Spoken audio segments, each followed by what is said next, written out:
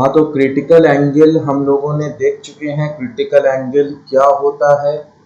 फिर उसके बाद हम लोगों ने केस 1 देख लिया है। केस 1 में क्या है, when the angle of incidence is small, that is angle of incidence is lesser than critical angle। तो उस केस में क्या होता है, उस केस में जो रे ऑफ लाइट है, उस रे ऑफ लाइट का पार्शियल रिफ्लेक्शन होता है और पार्शियल रिफ्रैक्शन होता है। जब पार्शियल रिफ्लेक्शन होगा तो रिफ्लेक्शन के दौरान लॉ ऑफ रिफ्लेक्शन फॉलो होगा। और लॉ ऑफ रिफ्लेक्शन क्या है कि angle of incidence is equals to angle of reflection. ठीक है, अब हम लोग देखने वाले हैं केस नंबर 2। तो केस नंबर 2 में क्या है, पहले पढ़ लेते हैं।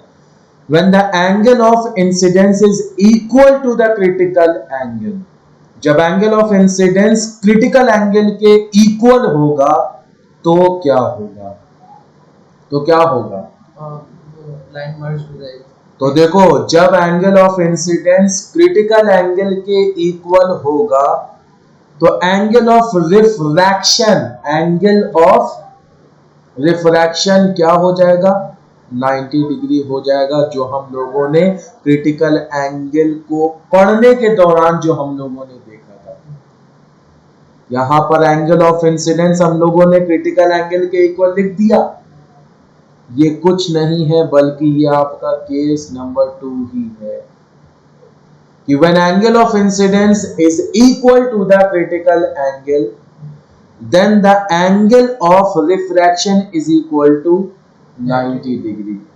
इससे पहली वाली वीडियो में, इससे पहले वाले लेक्चर में जो क्रिटिकल एंगल समझाया था वही आपका टोटल केस नंबर 2 में भी इन्वॉल्व है। तो जब एंगल ऑफ इंसिडेंस हमारा क्रिटिकल एंगल के इक्वल हो जाता है तो एंगल ऑफ रिफ्रैक्शन क्या हो जाएगा, 90 डिग्री हो जाएगा और रिफ्रैक्टेड रे बहुत ही वीक हो जाएगी। ये एक इंपॉर्टेंट पॉइंट है। रिफ्रैक्टेड रे वीक क्यों हो जाएगी, सवाल ये आएगा। रिफ्रैक्टेड रे इसलिए हो जाएगी क्योंकि रिफ्रैक्टेड रे इंटरफेस पे बनेगी। कहां पर बनेगी, इंटरफेस पे बनेगी। इंटरफेस बोले तो बाउंड्री पे बनेगी। ठीक है, the boundary which is separating the denser medium and the rarer medium is known as interface।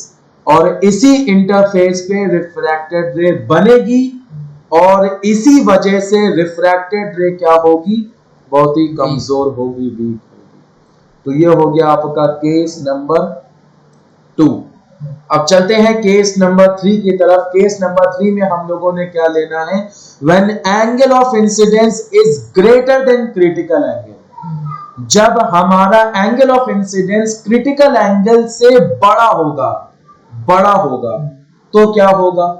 जब छोटा था तो पार्शियल रिफ्लेक्शन और पार्शियल रिफ्रैक्शन हो रहा था।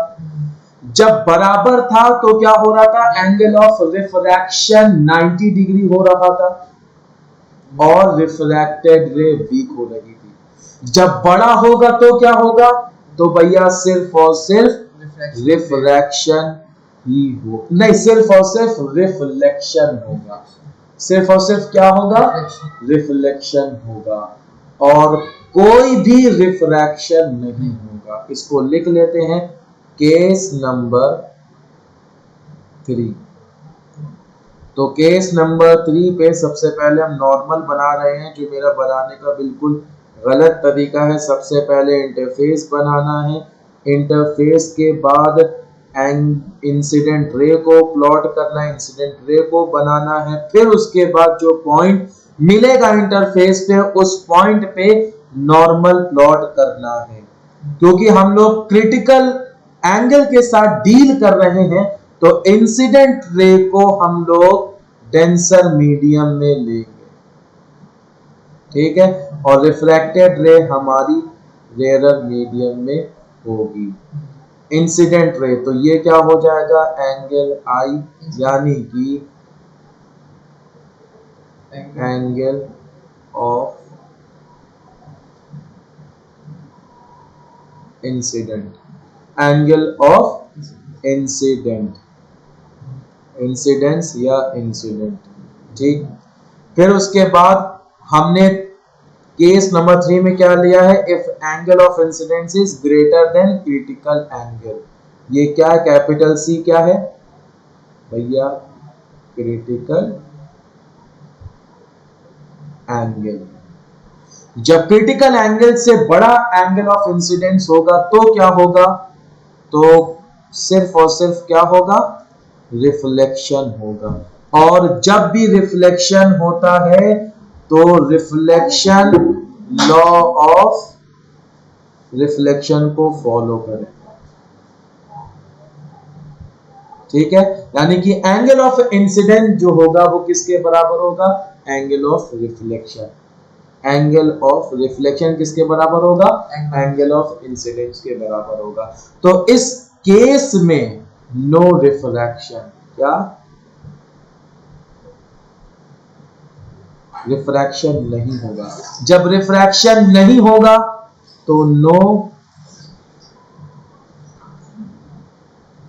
रिफ्रैक्टेड रे।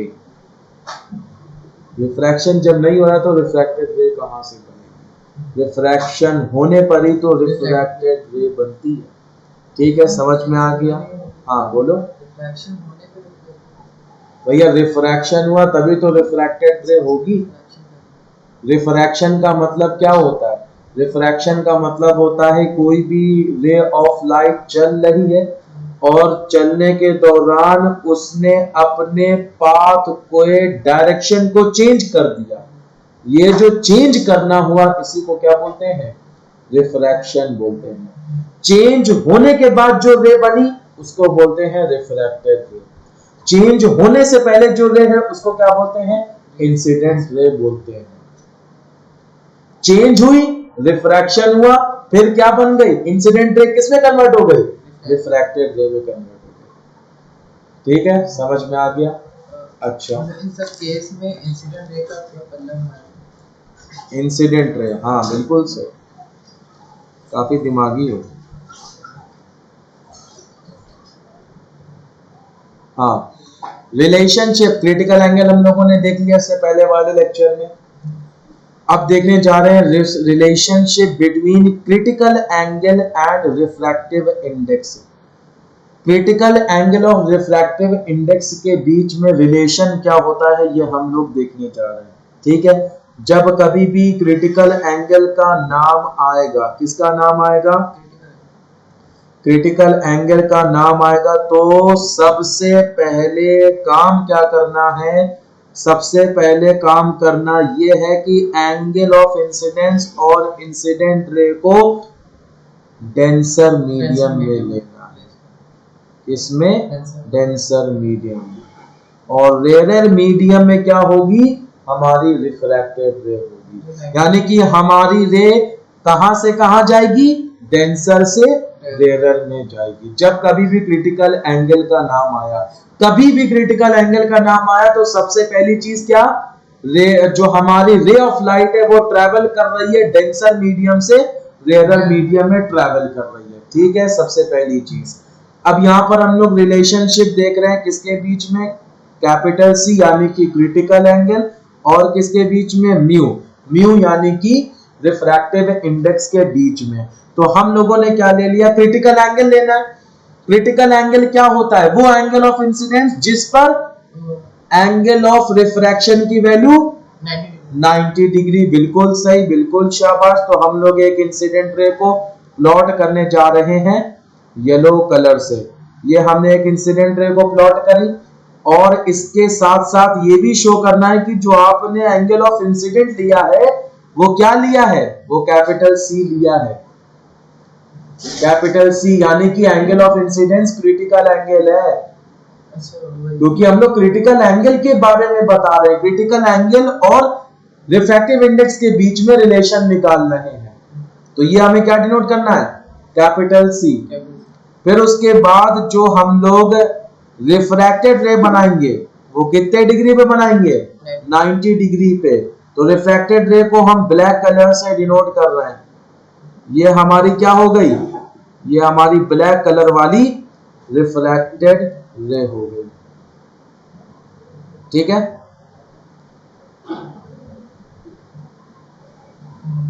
रिफ्रैक्टेड रे समझ में आ गया? तो रिफ्रैक्टेड रे का एंगल कितना होगा? 90 डिग्री। और क्रिटिकल और एंगल ऑफ इंसिडेंस कितना होगा? क्रिटिकल एंगल होगा। ठीक है, अच्छा, ये हम लोगों ने बना दी।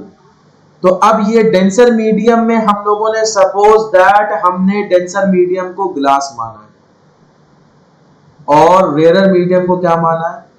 एयर माना है।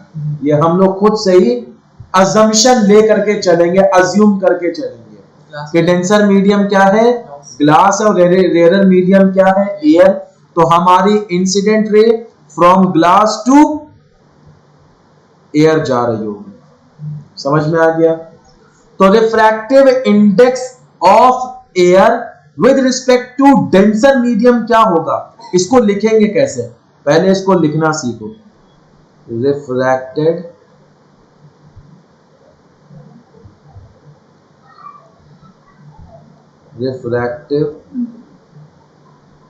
Index of air with respect to glass. A mu g होगा अगर ग्लास को जी से रिप्रेजेंट कर रहे हैं, एयर को ए से रिप्रेजेंट कर रहे हैं, तो रिफ्रैक्टिव इंडेक्स को रिप्रेजेंट करते हैं म्यू से। तो refractive index of air with respect to glass को कैसे रिप्रेजेंट करेंगे? ए नहीं भैया, जी म्यू ए। जो बाद में है उसको पहले। बाद में यहां पर क्या है? ग्लास है और ग्लास को डिनोट क्या है? जी से। तो जी म्यू ए। इसको पढ़ेंगे कैसे? ये क्या है? म्यू क्या है? शुरू करेंगे बीच से। ये क्या है? Refractive index of air with respect to glass. इस तरीके से ये हमने डायग्राम बना लिया, याद करने का तरीका। Refractive index of air with respect to glass, ये किसके इक्वल होगा? Refractive index. सबसे दूसरा लॉ क्या था? जब रिफ्रैक्टिव इंडेक्स एक कांस्टेंट था, यानी कि sine of angle of incidence to the sine of ratio of sine of angle of incidence to the sine of angle of refraction is constant and that constant is known as the refractive index which is denoted by mu। ये laws of refraction का दूसरा लॉ। पहला law क्या है? Angle of incident ray, refracted ray और normal ray all lie in the same plane. दूसरा law क्या है? कि sine of angle of incidence ratio of sine of angle of incidence to the sine of angle of refraction is equal to a constant and that constant is known as the refractive index। यानी कि ratio का मतलब किसी भी चीज को किसी भी चीज से डिवाइड करना। तो रेशियो किसका? Sine of angle of incidence to the sine of angle of refraction. ये एक लॉ है, ये एक रूल है। जब ऐसा होगा तो ये जब इसको रेशियो को सॉल्व करेंगे तो क्या आएगा? एक कांस्टेंट वैल्यू आएगी और इस कांस्टेंट वैल्यू जो आएगी उसको क्या बोलते हैं? रिफ्रैक्टिव इंडेक्स बोलते हैं। इसको डिनोट करते हैं म्यू से। समझ में आ गया? तो यहां पर एंगल ऑफ इंसिडेंस क्या है? Capital C. कोई डाउट तो नहीं इसमें? एंगल ऑफ रिफ्रैक्शन क्या है? 90 डिग्री। कोई डाउट तो नहीं? तो हम लोग क्या लिख लेंगे इसमें?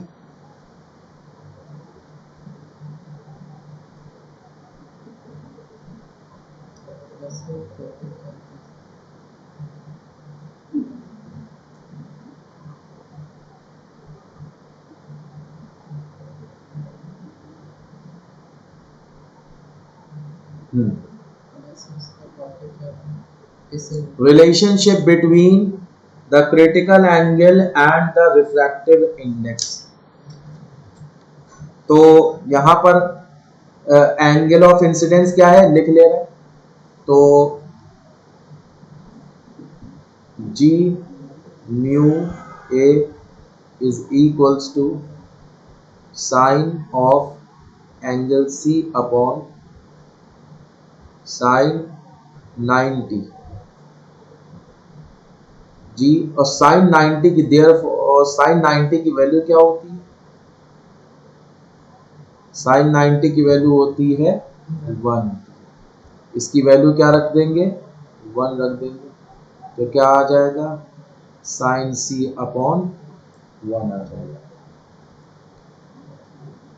फिर उसके बाद तो हमारे बीच में रिलेशन क्या आ गया? G mu A is equals to sine C। G mu A को और क्या लिखते हैं? हम लोगों ने अभी जब हम लोग पढ़ रहे थे इससे पहले वाला पोर्शन, तो ये देखा था 1 mu 2 will be equals to 1 upon 2 mu 1। तो G म्यू A किसके बराबर होगा?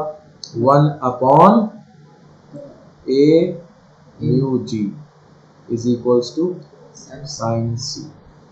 तो A म्यू G किसके बराबर होगा? A mu G is equals to 1 upon sine C के बराबर होगा। और 1 अपॉन साइन C क्या होता है? It is nothing but it is cosec C, क्योंकि साइन C का रेसिप्रोकल होता है कॉसेक। समझ में आ गया? ठीक है। तो ये हो गया relationship between the critical angle and the refractive index. समझ में आ गया?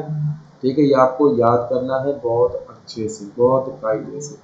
अच्छा, इसमें कुछ केसेस एग्जाम्पल है। एग्जाम्पल क्या है? For glass refractive index A mu G is equal to 3/2। तो साइन C निकालना है। तो साइन C क्या हो जाएगा? साइन C क्या अभी हम लोगों ने देखा है? Sine C is equals to 1 upon A mu G, और A म्यू G हम लोगों को क्या गिवन है? 3/2। तो साइन C क्या हो जाएगा? 2/3। 3/2 का रेसिप्रोकल हो जाएगा। है? क्यों कर दिया? अच्छा सवाल है। जैसे देखो, सवाल हम लिख रहे हैं,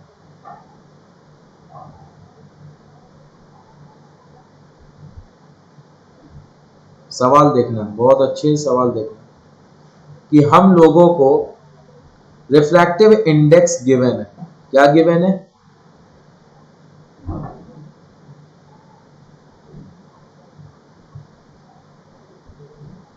रिफ्रैक्टिव इंडेक्स यानी कि A म्यू G, ये हम लोग को क्या गिवन है? 3/2। हम लोगों को निकालना है साइन C। क्या निकालना है? Sine C। और अभी हम लोगों ने साइन C क्या देखा था? Sine C is equals to G mu A देखा था। क्या लिख दें साइन C की value? Sine C is equals to G mu A। लेकिन हमें किसकी वैल्यू गिवन है? A mu G। A mu G और G म्यू A के बीच में क्या रिलेशन है? ये दोनों आपस में रेसिप्रोकल्स हैं। भैया G म्यू A को क्या लिखेंगे? 1 अपॉन A म्यू G। अभी हमने यहां पे लिखा है ये वही तो है। तो इसको क्या लिख देंगे? 1 upon A mu G sine C, क्योंकि हमें A म्यू G गिवन है। अगर G म्यू A गिवन होता तो कोई दिक्कत ही ना थी। तो क्या लिखेंगे? 1 अपॉन 3/2। जो सबसे नीचे होता है वो सबसे ऊपर आता है, तो 2/3। समझ में आ गया? अच्छा, ये नहीं समझ में आया ये कैसे होगा? इसको अगर किसी को नहीं समझ में आया उनके लिए बता रहे हैं। जैसे हमारा साइन C क्या है? 1 डिवाइडेड बाई 3/2, यानी कि 1 को डिवाइड करो, किससे डिवाइड करो? 3/2 से। इसको हम लोग इस तरीके से भी तो लिख सकते हैं। कैसे भैया? भैया ऐसे 1